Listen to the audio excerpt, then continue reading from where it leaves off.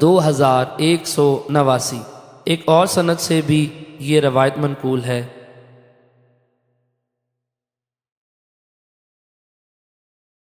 حدیث نمبر 2190، ایک اور سند سے بھی یہ روایت مروی ہے، لیکن اس میں ٹیڑھے سینگوں کے بجائے ٹوٹے ہوئے سینگوں کا ذکر ہے، اور فرمایا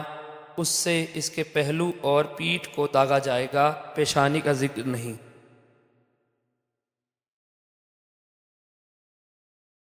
حدیث نمبر 2191، حضرت ابو ہریرہ رضی اللہ عنہ سے مروی ہے،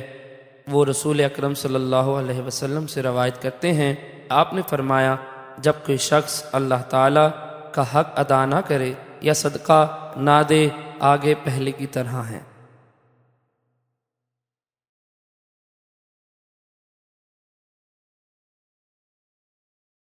حدیث نمبر 2192، حضرت جابر بن عبداللہ انصاری رضی اللہ عنہ سے مروی ہے،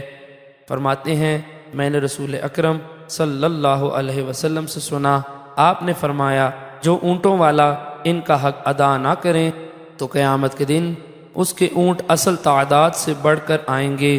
اسے ان کے سامنے چٹیل میدان میں بٹھا دیا جائے گا جو اسے اپنی ٹانگوں اور کھروں سے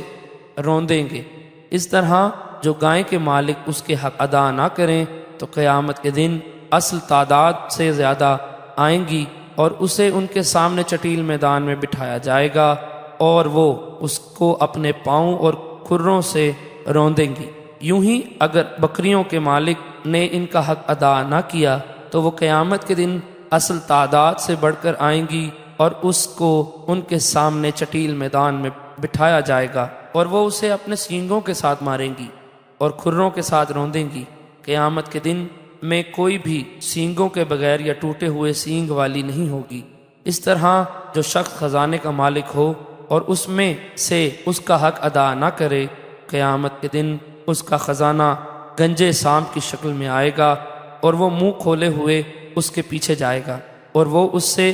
بھاگے گا تو ایک پکارنے والا پکارے گا اپنے خزانے کو لے لو جس کو تم چھپا کر رکھتے تھے، مجھے اس کی ضرورت نہیں ہے۔ جب وہ دیکھے گا کہ اس سے بچ نہیں سکتا تو اپنا ہاتھ اس کے منہ میں ڈال دے گا تو وہ سانپ اسے اونٹ کی طرح چبا ڈالے گا۔ ابو الزبیر کہتے ہیں میں نے عبید بن عمیر سے یہ حدیث سنی، پھر حضرت جابر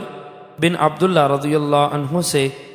اس کے بارے میں پوچھا تو انہوں نے عبید بن عمیر کے قول کی طرح بیان کیا، اور ابو الزبیر کہتے ہیں میں نے عبید بن عمیر سے سنا، وہ فرماتے ہیں ایک شخص نے عرض کیا یا رسول اللہ صلی اللہ علیہ وسلم اونٹوں کا کیا حق ہے؟ فرمایا پانی پلانے کے